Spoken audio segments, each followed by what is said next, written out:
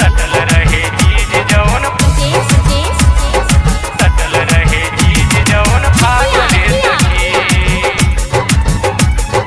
सटल रहे चीज जौन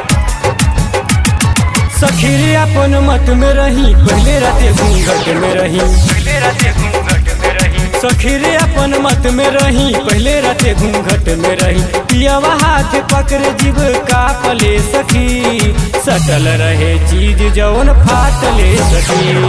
सटल रहे चीज जौन फाटले सखी सटल रहे चीज जौन फाटले सखी फाटले सखी सटल रहे चीज जौन फाटले सखी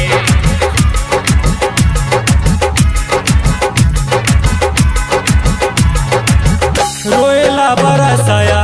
इसकेला डरे सखी रे बलम जब ऊपरी से चढ़े पूरी से चारे पूरी से चारे रोएला बरसाया इसकेला डरे सखी रे बलम जब ऊपरी से चढ़े देह सोहरा बेला तो बहरे बेचैनी गब दिन हाथ उधारा देला नैनी मना करी तो मन न करे जातले सखी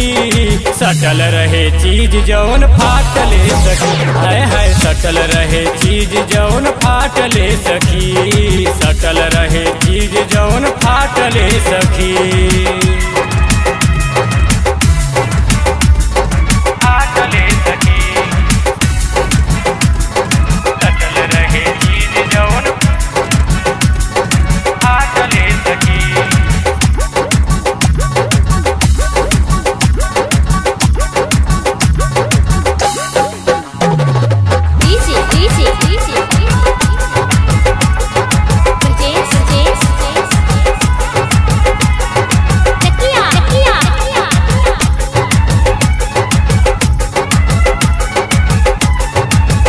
पियावा खरूस हमर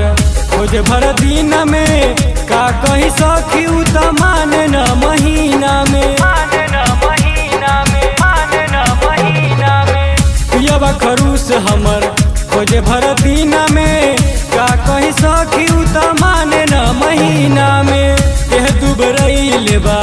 दिन रात खट के सखी रे दिनवा में सुतल रहे सट के एक भर होठ करे चाटले सखी सटल रहे चीज जौन फाटले सखी हाय हाय सटल रहे चीज जौन फाटले सखी सटल रहे चीज जौन फाटले सखी फाटले सखी सटल रहे चीज जौन फाटले सखी कितना रे खिला कहीं बेटा भी विशाल के सखी रे कबो कबो सूत जाला डाल के दूध जाला डाल के दूध जाला डाल के कितना रे खिला कहीं बेटा भी विशाल के सखी रे कबो कबो सूत जाला डाल के देहल सियाल तो होखे बड़ी चीर हो खिड़की से झांके जब देवरू सुधीर हो बात कहे कामेश्वर काटल काटले सखी सटल रहे चीज जौन फाटले सखी सटल रहे चीज जौन फाटले सखी सटल रहे चीज जौन फाटले सखी।